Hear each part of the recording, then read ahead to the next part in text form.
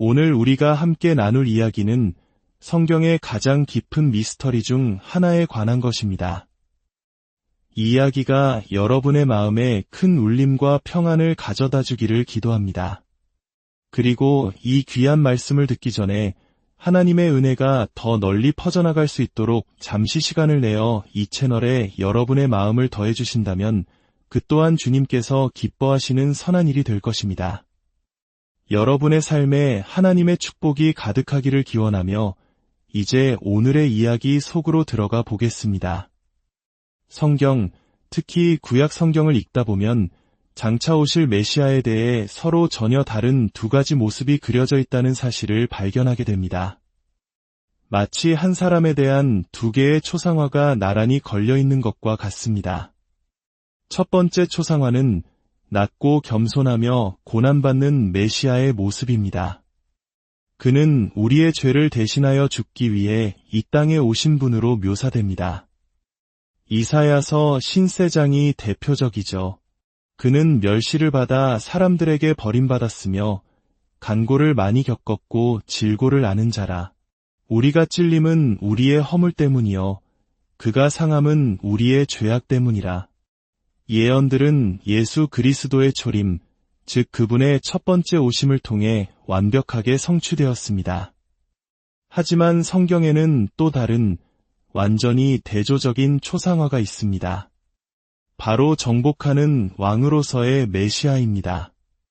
그는 세상을 심판하고 모든 불신자들을 굴복시키며 하나님께서 아브라함과 그의 후손에게 약속하셨던 것처럼 이스라엘을 위대한 왕국으로 세우실 강력한 통치자로 그려집니다. 이 두 가지 상반된 예언 때문에 예수님 시대 이전의 유대인들, 심지어 랍비들조차 큰 혼란에 빠졌습니다. 그들은 이 수수께끼를 풀기 위해 고심했고 결국 두 명의 메시아가 올 것이라는 결론에 이르렀습니다. 한 명은 요셉의 아들 메시아로 형제들에게 버림받고 고난을 겪었던 요셉처럼 고통받는 메시아일 것이고 다른 한 명은 다윗의 아들 메시아로 위대한 정복자 다윗처럼 세상을 통치할 왕일 것이라고 생각했습니다. 오늘날까지도 많은 유대인들은 이 미스터리를 풀지 못하고 있습니다. 하지만 여기에는 하나님의 깊은 지혜가 숨어 있습니다. 이 두 가지 예언은 사람의 마음이 어디를 향하고 있는지를 시험하는 시금석과도 같습니다. 만약 당신이 이 땅에서의 부귀영화와 물질적인 축복만을 구한다면 당신은 어떤 메시아를 기다리겠습니까? 당연히 정복하는 왕, 다윗의 아들 메시아일 것입니다. 그러나 만약 당신이 하나님을 만나기 위해서는 먼저 죄의 문제가 해결되어야 하고 마음의 변화가 필요하다는 것을 깊이 깨닫고 있다면 당신은 고난받는 종 요셉의 아들 메시아를 찾게 될 것이고 그에 대한 복음에 마음을 열게 될 것입니다. 예수님을 따랐던 12 제자들조차 처음에는 이 문제로 혼란스러워했습니다. 그들은 예수님께 물었습니다. 어찌하여 서기관들이 엘리야가 먼저 와야 하리라 하나이까? 말라기서의 예언에 따르면 메시아가 오시기 전에 선지자 엘리야가 먼저 와서 길을 예비해야 했기 때문입니다. 이 질문에 대한 예수님의 대답은 놀라웠습니다. 그분은 먼저 미래를 향해 말씀하셨습니다. 엘리야가 과연 와서 모든 것을 회복하리라. 이것은 장차 재림하실 예수님을 위해 진짜 엘리야가 올 것이라는 예언입니다. 그런데 이어서 예수님은 과거를 가리키며 말씀하셨습니다. 내가 너희에게 말하노니 엘리야가 이미 왔으되 사람들이 알지 못하고 임의로 대우하였도다. 인자도 이와 같이 그들에게 고난을 받으리라. 그제서야 제자들은 예수님께서 말씀하신 이가 바로 세례 요한임을 깨달았습니다. 하나님께서는 예수님의 초림을 위해 실제 엘리야를 보내지 않으셨습니다. 대신 엘리야의 영과 능력으로 세례 요한을 보내셨습니다. 하나님께서는 유대인들이 메시아를 거부할 것을 미리 아셨기 때문입니다. 만약 그들이 예수님을 구원자로 받아들였다면 하나님께서는 세례 요한을 엘리야의 예언에 대한 성취로 여기셨을 것입니다. 하지만 그들은 거부했고 그래서 예수님은 엘리야가 올 것이다 라고 다시 한번 확인시켜 주신 것입니다. 이것이 바로 하나님의 놀라운 지혜입니다. 이 미스터리의 정점은 예수님께서 베드로와 요한, 야고보를 데리고 높은 산에 오르셨을 때 일어납니다. 바로 변화산 사건입니다. 산에 오르시기 직전 예수님은 제자들에게 의미심장한 말씀을 하셨습니다.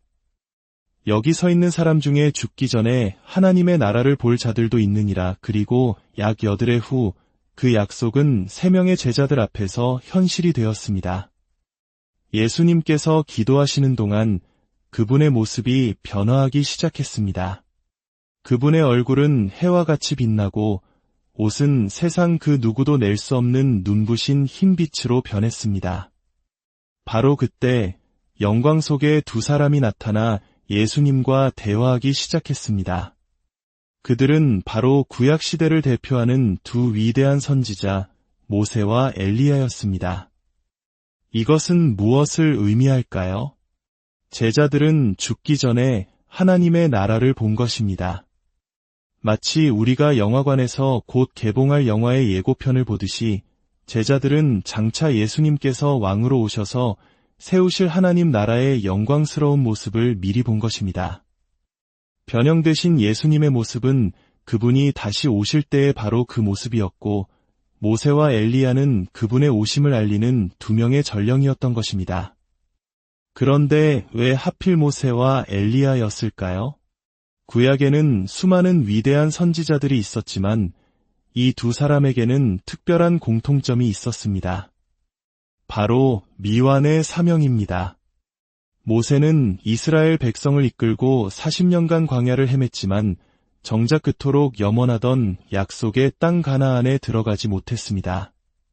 백성들이 물이 없다고 불평했을 때 하나님께서는 모세에게 반석에게 명하여 물을 내라고 하셨습니다. 이는 한번 우리의 죄를 위해 십자가에서 맞으신 예수 그리스도께 이제는 우리가 기도로 말씀드림으로써 생명수를 얻게 됨을 상징하는 것이었습니다. 그러나 모세는 분노를 참지 못하고 지팡이로 반석을 2번 내리쳤습니다. 이 불순종으로 인해 그는 자신의 사명을 눈앞에 두고 완수하지 못했습니다. 엘리야 역시 마찬가지였습니다. 그는 갈멜산에서 바알의 선지자 450명과 홀로 맞서 싸워 불로 응답하시는 하나님의 능력을 증명한 위대한 선지자였습니다.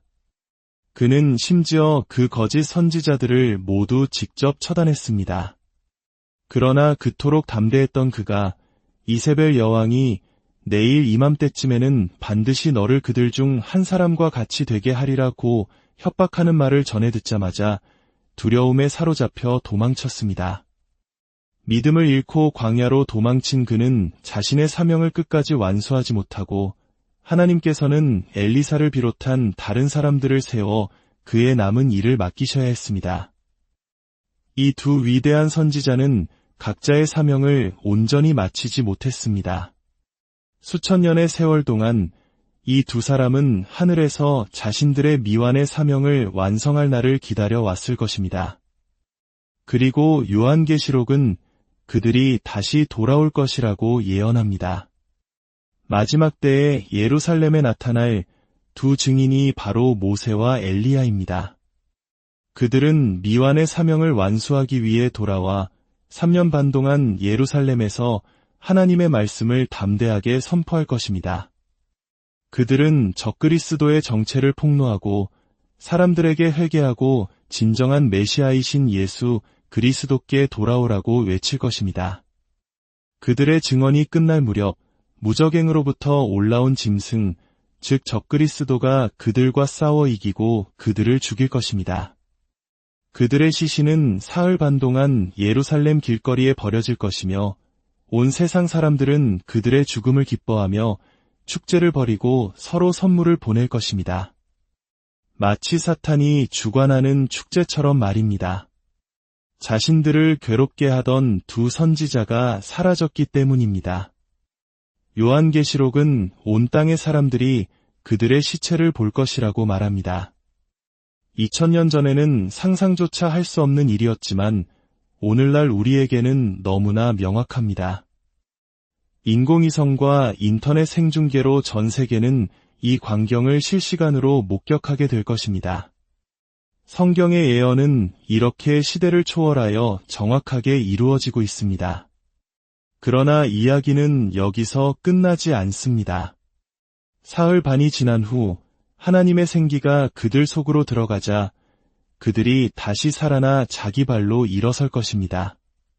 그리고 하늘에서 이리로 올라오라는 큰 음성이 들리고 그들은 원수들이 보는 앞에서 구름을 타고 하늘로 올라갈 것입니다. 바로 그 순간 예루살렘에 큰 지진이 일어나 도시의 10분의 1이 무너지고 7,000명이 죽을 것입니다. 남은 자들은 두려워하며 하늘의 하나님께 영광을 돌릴 것입니다. 이 놀라운 사건을 통해 수많은 이스라엘 백성들이 예수님이 바로 메시아임을 깨닫고 믿음으로 돌아오게 될 것입니다. 사랑하는 여러분, 이 모든 이야기는 우리에게 한 가지 분명한 사실을 말해줍니다. 이 세상은 끝을 향해 가고 있으며 곧 새로운 주인을 맞이하게 될 것이라는 사실입니다. 그리고 그 주인은 바로 우리를 위해 십자가에서 죽으시고 부활하신 예수 그리스도이십니다. 그분은 당신을 사랑하십니다. 당신이 평생 지을 모든 죄의 값을 이미 십자가에서 다 치르셨습니다. 당신을 위한 용서의 선물을 마련해 놓으셨습니다. 우리는 스스로의 힘으로는 결코 거룩하신 하나님 앞에 설 수 없습니다.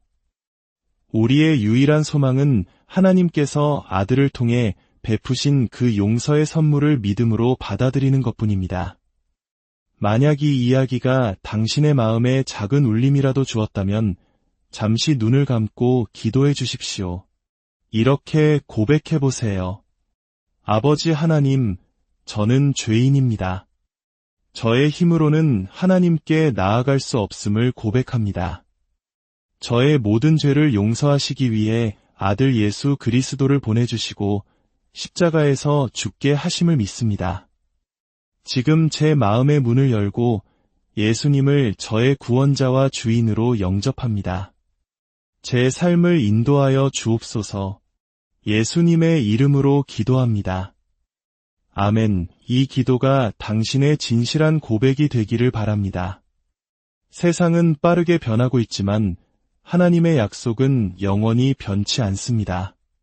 다가올 새 하늘과 새 땅을 소망하며 믿음 안에서 굳건히 서시기를 축복합니다. 여러분의 삶에 하나님의 평강과 은혜가 늘 함께하기를 기도합니다. 이 은혜로운 이야기가 더 많은 이들에게 전달될 수 있도록 당신의 자리에서 빛